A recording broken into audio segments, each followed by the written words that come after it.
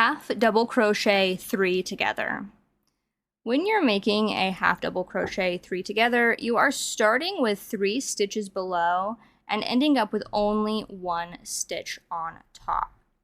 Let's do it together. Begin with a yarn over. Insert your hook into the first stitch that will start the decrease. Yarn over and pull up a loop. There are 3 loops on the hook. As we pick up the next 2 stitches, just remember, yarn over first. Insert your hook into the next stitch and pull up a loop. Yarn over first. Insert your hook into the 3rd stitch and pull up a loop. There are now 1, 2, 3, 4, 5, 6, 7 loops on the hook. Yarn over and pull through 7 if you can. There we go. Half double crochet 3 together.